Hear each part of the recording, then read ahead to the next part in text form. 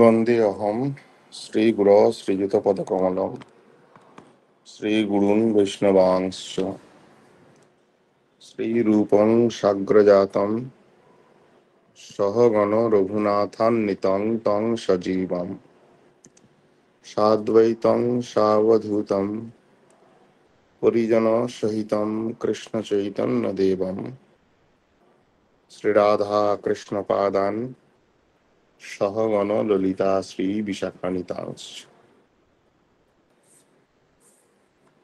পরমারাধ্যতম গৌরীয় গুরুবর্গের শ্রী চরণ কমলে অহৈতুকে কৃপা ভিক্ষা করে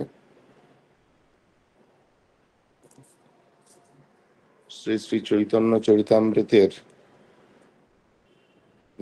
অন্তলীলা নবম পরিচ্ছেদ হতে ভক্ত ভগবানের অপ্রাকৃত মহিমার কথা শ্রবণ করে নিজ নিজ আত্মমঙ্গলের বরণ করছে। নবম পরিচ্ছেদ। অগণ্য ধন্য চৈতন্য গণানাম প্রেম বন্যয়া নিন্নেই অধন্য জন স্বান্ত মরু সস্বদ অনুপতাম। অগণ্য চৈতন্য ভক্তের প্রেমবন্যা দ্বারা অধন্য জনগণের অন্তঃকরণ রূপ মরুদেশ জলময় হইয়াছিল।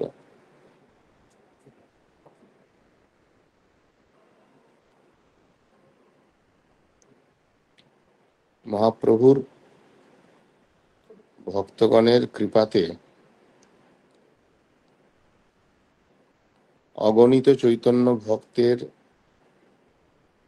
প্রেমবন্যার দ্বারা যারা অধম বিষয়ীগণ ছিলেন সেই সমস্ত অধন্য অধম বিষয়ীগণও কৃষ্ণ প্রেম লাভে সমর্থ হয়েছিলেন। সেই সমস্ত বিষয়ীগণের হৃদয় মরুদেশ সদৃশ অর্থাৎ মরুভূমি সদৃশ শুষ্ক হৃদয়ও মহাপ্রভুর আনিত প্রেমবন্যার দ্বারা তদ ভক্তগণের কৃপাতে মরুভূমি সদৃশ হৃদয় বিষয়ীগণের হৃদয় পর্যন্ত প্রেমবন্যায় প্লাবিত হয়েছিল। এই পরিচ্ছেদের প্রথমে কবিরাজ গোস্বামীপাদ এই শ্লোকের দ্বারা এই পরিচ্ছেদকে প্রারম্ভ করলেন এবং এর দ্বারা বোঝাতে চাইলেন এই অধ্যায়ে বর্ণিত বিষয়টা কি। যারা ভক্তি রহিত অধম বিষয়ী, যাদের অন্তঃকরণটা মরুভূমি সদৃশ শুষ্ক ছিল, সেই সমস্ত ভক্তিশূন্য প্রাণ সকলও মহাপ্রভুর অসংখ্য ভক্তগণের প্রভাবে যখন মহাপ্রভু লীলা করছেন ক্ষেত্রমণ্ডলে অসংখ্য ভক্তগণকে নিয়ে, সেই মহাপ্রভু এবং তৎ ভক্তগণের দ্বারা প্রবাহিত যে প্রেম বন্যা তাতে প্লাবিত হয়েছিল। এই ধরনের কিছু লীলা এই অধ্যায়ে বর্ণন করা হবে। শুরু করছেন।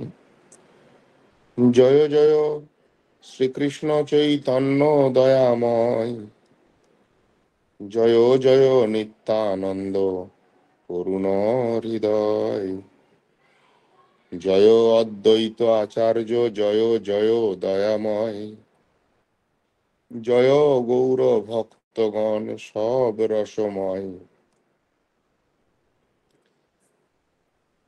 মহাপ্রভু, নিত্যানন্দ প্রভু, অদ্বৈত প্রভু এবং তৎ আশ্রিত সমস্ত গৌর ভক্তগণ, জয় গৌর ভক্তগণ সব রসময়, সকলেই প্রেম রসের আশ্রয় স্বরূপ। এনাদের চরণ আশ্রয় করলে, এনাদের সঙ্গ সান্নিধ্যে এলে, এনাদের কথা শুনলে, এনাদের কথা বললে জীবের হৃদয়টা রসায়িত হয়। ভক্তিশূন্য হৃদয় যদি হয়, মরুভূমি সদৃশ শুষ্ক হৃদয় যদি হয়, সেই হৃদয় এনাদের কৃপা প্রভাবে, এনাদের সঙ্গ সান্নিধ্যে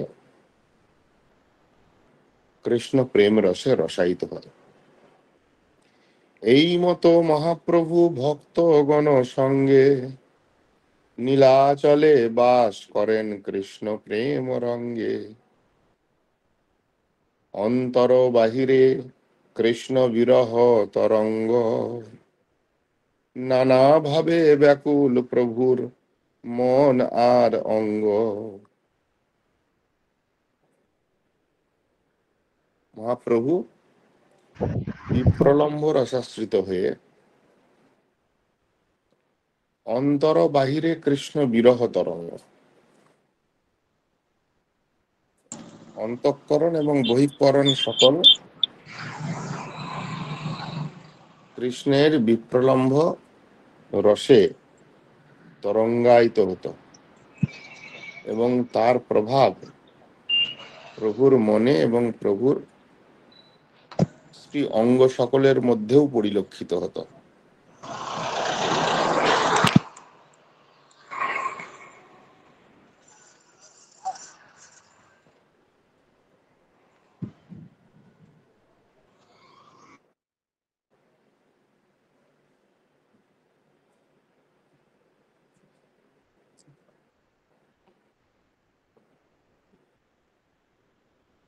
সেই সমস্ত বিপ্রলম্ব রসে মহাপ্রভুর যে ভাবভঙ্গি, তার যে আচার আচরণ এবং সেই রস আস্বাদনের বর্ণন করছেন। দিনে নৃত্য কীর্তন জগন্নাথ দর্শন, রাত্রে রায় স্বরূপ শনে রসয়াস্বাদন। ত্রিজগতের লোক আসি করেন দর্শন, যেই দেখে সেই পাই কৃষ্ণ প্রেমধন। মনুষ্যের বেশে দেব গন্ধর্ব কিন্নর, সপ্ত পাতালের যত দৈত্য বিষধর। সপ্তদ্বীপে নবখণ্ডে বৈশে যতজন, নানা বেশে আসি করে প্রভুর দর্শন।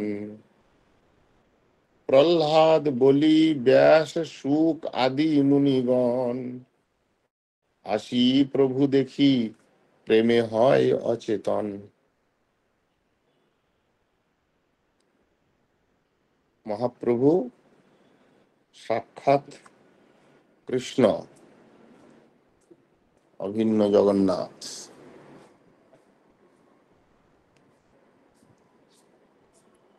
দিনে কীর্তন নৃত্য জগন্নাথ দর্শন, রাত্রে রায় স্বরূপ শনে রস আস্বাদ। এইভাবে মহাপ্রভু কালাতিপাত করেন। দিনভর ভক্তগণের সঙ্গে নৃত্য কীর্তন হরি প্রসঙ্গে অতিবাহিত করেন, জগন্নাথ দেবকে দর্শন করে আনন্দ লাভ করেন। আর যখন রাত্রি হয়, সকলে শুয়ে পড়ে, সকলে বিশ্রামে চলে যায়, রায় রামানন্দ এবং স্বরূপ দামোদর দুইজনকে নিয়ে রাত্রি ভোর রস আস্বাদন করেন। কৃষ্ণ প্রেম রস, কৃষ্ণ কথা চলে, কৃষ্ণ কীর্তন চলে, এই দুইজনকে নিয়ে আস্বাদন করেন। এই রকম দিব্য ভাবময়, দিব্য উন্মাদময় কৃষ্ণ প্রেমের প্রকাশকারী মহাপ্রভুকে ত্রিজগতের লোক দর্শন করে যেই দেখে সেই পাই কৃষ্ণ প্রেমধন। যিনি মহাপ্রভুকে দর্শন করেন তিনি কৃষ্ণ প্রেম লাভ করেন। তিনি যোগ্য কি অযোগ্য, তিনি পাত্র কি অপাত্র, এই বিচার নাই। পূর্বেই বলেছেন অধ্যায়ের শুরুতেই, নিম্নে অধন্য জন শান্ত মরুষস্বদ অনুপতাপ। নিম্নে মানে প্রাপ্ত হয়, প্রাপ্ত হয়েছিল অধন্য জন শান্ত, যারা অধন্য, ভক্তিরস শূন্য। এই রাজদীপ মিউট করো।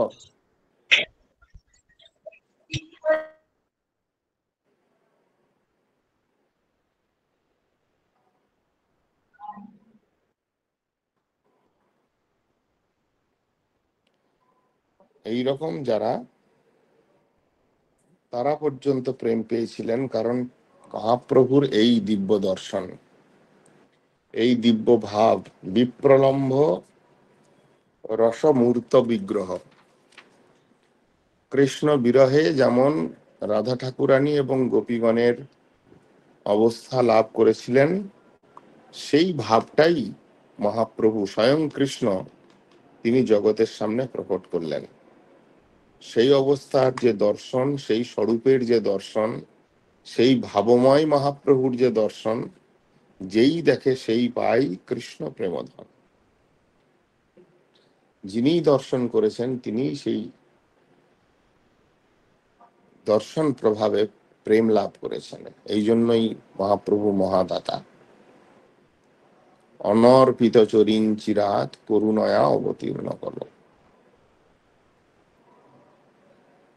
করুণা পরবশ হয়ে, কলিকালে অবতীর্ণ হয়ে এই সমস্ত বস্তু দান করেছেন, এই কৃষ্ণ প্রেম দান করেছেন, অনায়াসে সকলকে দান করেছেন, যোগ্য অযোগ্য বিচার শূন্য হয়ে দান করেছেন, যেটা ইতপূর্বে কোনো যুগে কোনো অবতারে দেওয়া হয় নাই। এই জন্যই রূপ গোস্বামী পাদ মহাপ্রভুকে প্রণাম করলেন, নমো মহাবদান্নায় কৃষ্ণ প্রেম প্রদায়তে। কৃষ্ণ প্রেম প্রদান করেছেন, তাই তিনি মহাদাতা, দাতা শিরোমণি। কৃষ্ণায় কৃষ্ণ চৈতন্য নামনে গৌরত্তিসে নম। সেই কৃষ্ণ প্রেম যিনি দান করেছেন তিনি সাক্ষাৎ কৃষ্ণ, তার নাম কৃষ্ণ চৈতন্য। গৌরত্তিসে, গৌর বর্ণ ধারণকারী সেই সাক্ষাৎ মহাপ্রভু, অভিন্ন কৃষ্ণ, গৌর কৃষ্ণ, তাকে আমি প্রণাম করি। এই বলে রূপ গোস্বামী পাদ প্রণাম করেছিলেন। কেন মহাবদান্য? কারণ তিনি কৃষ্ণ প্রেম প্রদায়তে, এইভাবে কৃষ্ণ প্রেম দান করেছিলেন। তার এই অকাতরে প্রেম বিলানো লীলা জগৎ জীবের প্রতি ঔদার্য ভাবযুক্ত হয়ে প্রেম বিতরণ লীলা দেখে দেবতাগণ, গন্ধর্বগণ, কিন্নরগণ, পাতালের দৈত্য সমূহ, সপ্ত দ্বীপময় এই ভূখণ্ড, নবখণ্ডময় এই পৃথিবী, সকলে, সেই সমস্ত ভাগ্যবান জীব সকল মনুষ্য রূপ ধারণ করে মহাপ্রভুকে দর্শন করে প্রেম লাভ করেছিলেন। সাধারণ জীব সকল তো দূরের কথা, প্রহ্লাদ, বলি মহারাজ, বেদব্যাস, সুখদেব গোস্বামী আদি মুনিগণ পর্যন্ত, এনারা পর্যন্ত সেই মহাপ্রভুকে দর্শন করে তারা জানেন মহাপ্রভুকে সাক্ষাৎ কৃষ্ণ। সেই কৃষ্ণের এনারা মহিমা সম্বন্ধে অবগত, সেই কৃষ্ণের মহিমা তারা কীর্তন করেছেন নিজেরা শ্রীমদ্ ভাগবত আদি গ্রন্থে। কিন্তু সেই কৃষ্ণই যখন এই গৌর স্বরূপে প্রকটিত, উদার মূর্তি নিয়ে প্রকটিত, বিপ্রলম্ভ রস ভাবময় বিগ্রহ নিয়ে প্রকটিত, তখন তারাও নিজেদের লোভ সম্বরণ করতে না পেরে সেই মহাপ্রভুকে, গৌর কৃষ্ণকে দর্শন করবার জন্য সেই স্থানে মনুষ্য রূপ ধারণ করে এসেছিলেন। বাহিরে ফুকারে লোক দর্শন না পাইয়া, কৃষ্ণ কহ বলেন প্রভু বাহিরে আসিয়া। প্রভুর দর্শনে সব লোক প্রেমে ভাসে, এই মতো যাই প্রভুর রাত্রি দিবসে। মহাপ্রভু অত্যধিক লোক কোলাহল পছন্দ করতেন না বলে তিনি গৃহের অভ্যন্তরে থাকতেন, কিন্তু সকলে এসে প্রভুকে দর্শন করবেন বলে বাইরের থেকে চিৎকার করতেন, আওয়াজ দিতেন। একবার দর্শন পাওয়ার আশায় মহাপ্রভুকে ডাকতেন বাইরের থেকে দাঁড়িয়ে। মহাপ্রভু দর্শন দান করতেন, শুধু দর্শন দান করতেন না, তার সঙ্গে কি বলতেন? কৃষ্ণ কহ বলেন প্রভু বাহিরে আসিয়া। মহাপ্রভু গৃহ অভ্যন্তর থেকে বাইরে বেরিয়ে এসে একটাই উপদেশ করতেন, কৃষ্ণ কহ, বল কৃষ্ণ, ভজ কৃষ্ণ, কর কৃষ্ণ শিক্ষা। মহাপ্রভু যখন প্রেমদান লীলা শুরু করেছিলেন নবদ্বীপে, তখন বলেছিলেন, শুনো শুনো নিত্যানন্দ, শুনো হরিদাস, সর্বত্র আমার আজ্ঞা করহ প্রকাশ। প্রতি ঘরে ঘরে গিয়া কর এই ভিক্ষা, বল কৃষ্ণ, ভজ কৃষ্ণ, কর কৃষ্ণ শিক্ষা। ইহা বই আর না বলিবা বলাইবা, দিন অবসানে আসি আমারে কহিবা। এই হলো মহাপ্রভু, তার নাম কৃষ্ণ চৈতন্য, যিনি জগতের জীবকে কৃষ্ণ বিষয়ক চেতনা দান করবেন বলে এসেছেন, তাই তার নাম কৃষ্ণ চৈতন্য। হরিদাস নিত্যানন্দকে আদেশ করেছিলেন, প্রতি ঘরে ঘরে গিয়ে করো এই ভিক্ষা। যাও ভিক্ষা করে আনো প্রত্যেক ঘরে ঘরের থেকে আমার জন্য। কি ভিক্ষা করবে? বলো কৃষ্ণ, ভজ কৃষ্ণ, করো কৃষ্ণ শিক্ষা। কৃষ্ণ বিষয়ক শিক্ষা গ্রহণ করো, কৃষ্ণের ভজন করো, আর মুখে কৃষ্ণ বলো। এই ছিল মহাপ্রভুর একমাত্র উপদেশ। কেন কৃষ্ণ শিক্ষা দিচ্ছেন? তার একমাত্র কারণ, হর্ষে প্রভু কহে শুনো স্বরূপ রাম রায়। রাম অর্থাৎ স্বরূপ দামোদর এবং রায় রামানন্দকে বলছেন। রাম রায় মানে রামানন্দ রায়। হর্ষে প্রভু কহে শুনো স্বরূপ, স্বরূপ মানে স্বরূপ দামোদর, রাম রায় মানে রামানন্দ রায়, দুজনকে বলছেন, নাম সংকীর্তন কলৌ পরম উপায়। কলিকালের পরম উপায়, শ্রেষ্ঠ উপায়, শ্রেষ্ঠ যদি কোনো সাধন থেকে থাকে, একমাত্র কৃষ্ণের নাম কীর্তন, নাম সংকীর্তন। সবে সবে মিলে কহ কৃষ্ণ নাম সংকীর্তন। যখন সবাই বসে আছো ঘরে, ঘরে বসে পরনিন্দা পরচর্চা না করে, অমুকের ঘরের বৌমা কি করলো, অমুকের ঘরের মেয়েটা কি করলো, তার বাড়ির কত ধন সম্পত্তি সংগ্রহ হলো, উপার্জন হলো, ও কত গরিব হলো, ওর কি কর্মফল হলো, দেশের কি করে উন্নতি হলো, রাজনীতি কি করে ডুবলো, এইসব আলোচনা না করে মহাপ্রভুর শিক্ষা, সবে মিলে হাতে তালি দিয়া করো হরি সংকীর্তন। কিচ্ছু করতে হবে না, হাতে তালি দিয়ে দিয়ে বলো কৃষ্ণ, ভজ কৃষ্ণ, করো কৃষ্ণ শিক্ষা। এই জন্য নিত্যানন্দ প্রভু, প্রভুর আজ্ঞায় ভাই মাগি এই ভিক্ষা।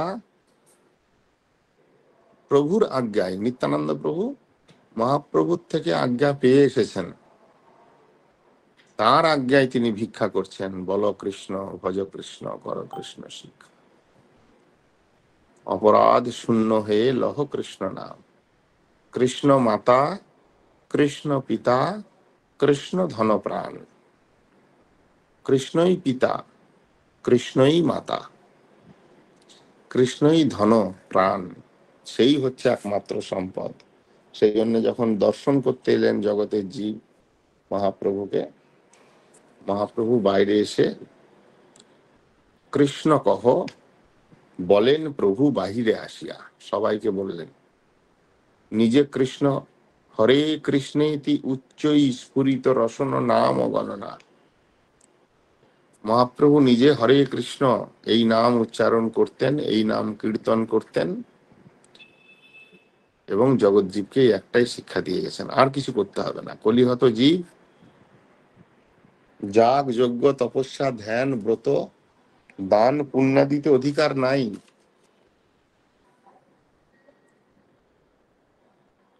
কেবল কৃষ্ণ নাম করো, অপরাধ শূন্য হয়ে লহ কৃষ্ণ নাম। নিরপরাধে কৃষ্ণ নাম লইলে প্রেম ফল ফলে। অপরাধ শূন্য হতে হবে, এই হচ্ছে উপদেশ মহাপ্রভু এবং তদ্ভক্তগণের উপদেশ। যদি অপরাধ শূন্য হয়ে করতে পারো তাহলেই প্রেম লাভ। কত বড় কথা! শত শত বৎসর ধরে, হাজার হাজার বৎসর ধরে বনে জঙ্গলে গিয়ে সমস্ত কিছু ত্যাগ করে যোগীগণ মুনিগণ ঋষিগণ জীবনের পর জীবন, জনমের পর জনম তপস্যা করে, মনন ধর্মের দ্বারা সাধ্যায়াদি করে তারা যে গতি লাভ করতে সমর্থ হন না,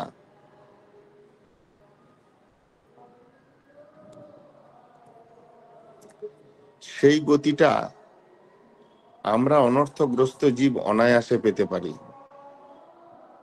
এই রকম একটা ব্যবস্থা মহাপ্রভু করে দিয়েছেন। মহাপ্রভু এইরকম একটা ব্যবস্থা করেছেন, না তোমাকে ঘর ছেড়ে যেতে হবে, না তোমাকে হাজার হাজার বছর তপস্যা করতে হবে, না তোমাকে বিরাট বড় যোগ্যতা অর্জন করতে হবে, না তোমার বিরাট শাস্ত্র জ্ঞান লাগবে। তুমি সব কিছুকে বাদ দিয়ে যেখানে আছে, যে অবস্থায় আছো, কি শয়নে, কি ভোজনে, কি বা জাগরণে, অহর্নিশ চিন্ত কৃষ্ণ বলহবদনে, নিরন্তর কৃষ্ণ কীর্তন করো। মহাপ্রভু নিজে করেছেন, করে জগৎকে শিক্ষা দিয়েছেন।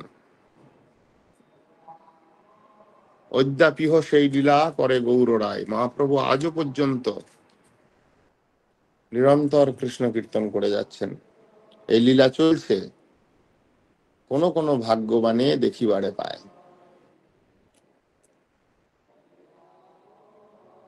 কেবল অপরাধ শূন্য হয়ে কৃষ্ণ কীর্তন, এইটাই কলিহত জীবের একমাত্র কৃত্য, আর কোনো কিছু নাই। এই মতো প্রভু রাত্রি দিবসে সমস্ত জীবকে কৃপা করে দর্শন দান করছেন। একদিন লোক আসি প্রভুরে নিবেদিল, গোপীনাথেরে বড় জানা চাঙ্গে চাড়াইল।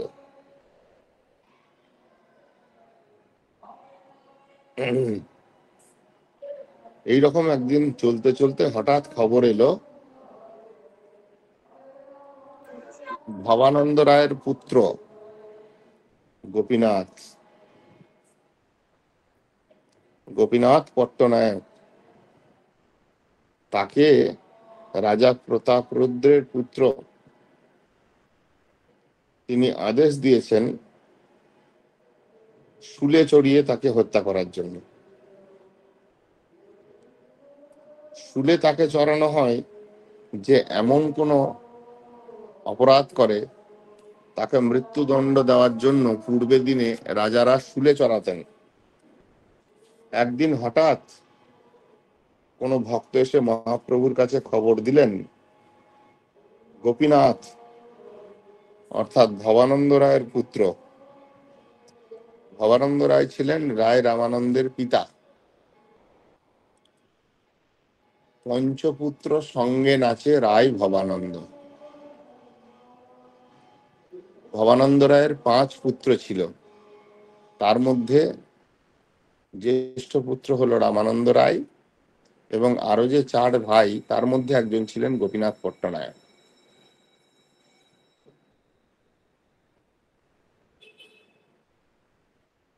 পূর্বর লীলায় এই ভবানন্দ রায় ছিলেন রাজা পাণ্ডু, এবং এই পঞ্চপাণ্ডব 5 ভাই রূপে এনার পুত্র রূপে এসেছিলেন। সেই তাদেরই মধ্যে একজন গোপীনাথ পট্টনায়ককে প্রতাপরুদ্রের পুত্র তিনি দণ্ড বিধান করেছেন শুলে চড়ানোর। এই খবরটা মহাপ্রভুর কাছে কোনো ভক্ত এনে দিলেন।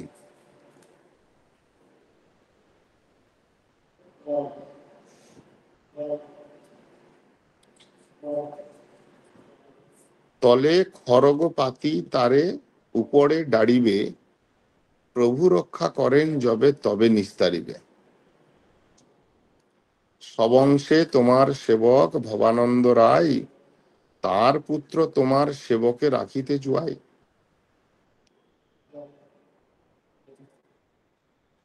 হঠাৎ করে যে ভক্ত খবর নিয়ে এলেন তিনি মহাপ্রভুকে বলছেন যে এইরকম চাঙে চড়ানো হবে, অর্থাৎ শুলে চড়ানো হবে। তলে খড়গপাতি তার উপরে দাঁড়িবে।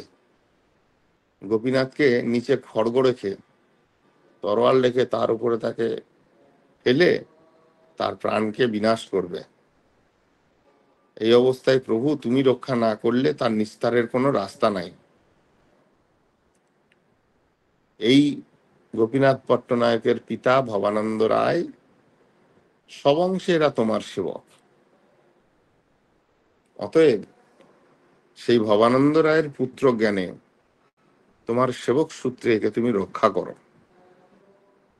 যিনি এই ভাব নিয়ে এসেছেন বলতে তার ইচ্ছা বা তার হৃদয়ের আশা যে মহাপ্রভুর খুব অনুগত হলেন রাজা প্রতাপরুদ্র। সেই রাজপুত্র যখন বিধানটা দিয়েছেন, যদি মহাপ্রভু একটিবার রাজাকে বলে দেন তাহলেই মহাপ্রভুর আদেশ পালন করবেন রাজা, এবং তার দ্বারা এই গোপীনাথ পট্টনায়কের জীবনটা রক্ষা পাবে। এই আশা নিয়ে তিনি মহাপ্রভুর কাছে নিবেদন করলেন। প্রভু কহে, রাজা কেনে করয়ে তারণ, তবে সেই লোক কহে সব বিবরণ। প্রভু জিজ্ঞেস করলেন যে রাজা কেন তাকে এইরকম বিধান দিলেন, মৃত্যুদণ্ড কেন দিলেন, তার কারণ কি সেই ভক্ত যিনি এসেছিলেন বলতে তিনি বলতে লাগলেন। গোপীনাথ পট্টনায়ক রামানন্দ ভাই, সর্বকাল হয় তেহ রাজ বিষয়ী। মাল জাঠ্যা দণ্ড পাটে তাঁর অধিকার, সাধি পাড়ি আনি দ্রব্য দিল রাজদ্বার। 2 লক্ষ কাহন তার ঠাঁই বাকি হইল, 2 লক্ষ কাহন কৌড়ি রাজা তো মাগিল। তেহ কহে স্থূল দ্রব্য নাহি যে গণি দিব, ক্রমে ক্রমে বেচি কিনি দ্রব্য ভরিব। ঘোড়া 10-12 হয় লহ মূল্য করি, এত বলি ঘোড়ায় আনে রাজ দ্বারে ধরি। এক রাজপুত্র ঘোড়ার মূল্য ভালো জানে, তারে পাঠাইল রাজা পাত্র মিত্র সনে। সেই রাজপুত্র মূল্য করে ঘাটাইয়া, গোপীনাথের ক্রোধ হইল মূল্য শুনিয়া। সেই রাজপুত্রের স্বভাব গ্রীবা ফিরাই, ঊর্ধ্ব মুখে বারবার ইতি উতি চাই। তারে নিন্দা করি কহে সগর্ব বচনে, রাজা কৃপা করে তাতে ভয় নাহি মানে। আমার ঘোড়া গ্রীবা না ফিরাই ঊর্ধ্বে নাহি চাই, তাতে ঘোড়ার মূল্য ঘাটি করিতে না জুয়াই। শুনি রাজপুত্র মনে ক্রোধ উপজিল, রাজার ঠাঁই যাই বহু লাগানি করিল। কৌড়ি নাহি দিবে এই বেড়াই ছদ্ম করি, আজ্ঞা দেহ যদি চাঙ্গে চড়াইয়া লই করি। রাজা বলে যেই ভালো সেই কর যাই, যে উপায়ে কৌড়ি পাই করো সে উপায়। রাজপুত্র আসি তারে চাঙ্গে চড়াইল, খড়গ উপরে ফেলাইতে তলে খড়গ পাতিল। এই হচ্ছে গল্প। মাল জাঠা দণ্ডপাঠ। এই গোপীনাথ পট্টনায়ক রায় রামানন্দের ভাই রাজ বিষয়ী হয়ে রাজার কাছে কাজ করে, রাজার সম্পত্তি রক্ষক এই পোস্টে চাকরি করত। এবং মাল জাঠা দণ্ডপাঠ এই নামক যে রাজখণ্ড সেইখানকার তহসিলদার ছিল। সেইখান থেকে সম্পত্তির টাকা আদায় করে তিনি রাজাকে দিতেন। কোনো সময় দেখা গেল 2 লক্ষ কাহন কৌড়ি বাকি রয়েছে। এখন এতটা যখন বাকি তাকে চাওয়া হলো, হিসাব চাওয়া হলো, হিসাবের গড়মিল দেখা গেল, তখন তিনি তার হিসাব পরিশোধ করবার জন্য একটা উপায় বের করলেন যে আমার কাছে সেই রকম পরিমাণ দ্রব্য নাই, তো আমি কিছু মূল্যবান দ্রব্য তার বিনিময়ে দেব, যার দ্বারা এই টাকা পরিশোধ হবে। বলে ভালো কথা, তো তুমি কি দিবে? বলে 10-12 ঘোড়া লহ মূল্য করি, 10-12টি ঘোড়া তোমরা নিয়ে যাও সেই 2 লক্ষ কাহন কৌড়ির মূল্য বাবদ। এখন সেই ঘোড়া যে দর,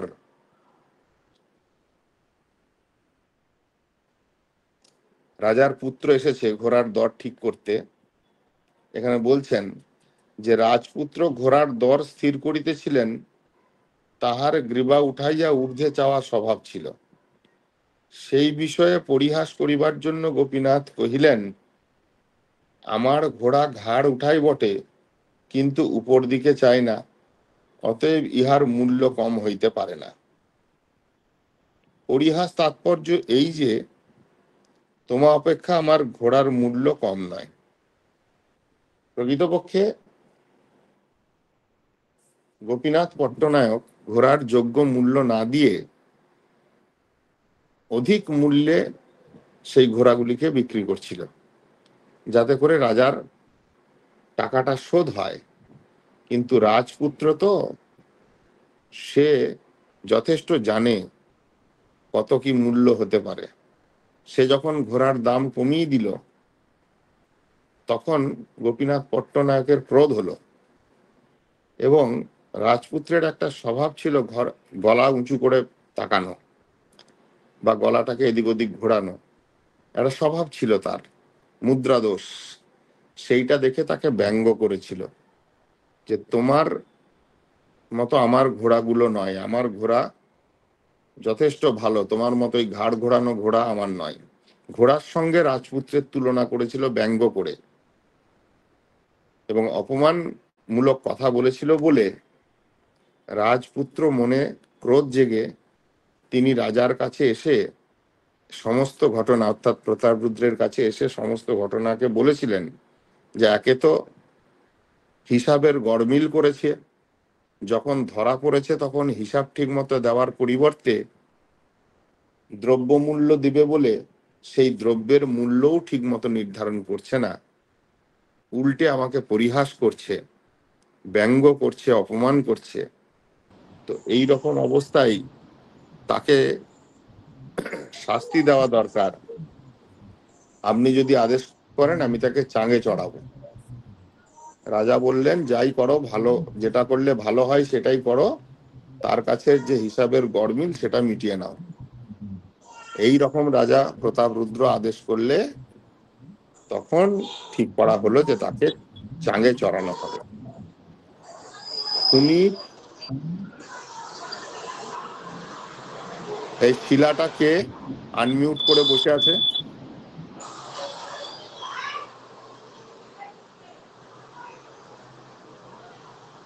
শিলাকে এখানে আনমিউট করে রেখেছে কে?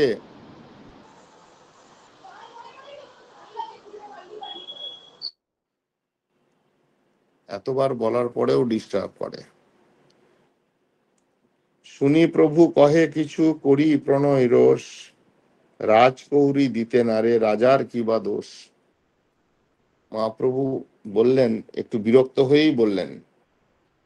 মহাপ্রভু নিরপেক্ষ ভাবে বললেন যে সে রাজার চাকরি করে, রাজার চাকরি করতে গিয়ে হিসাবে গড়মিল করেছে, তাতে রাজার কি দোষ?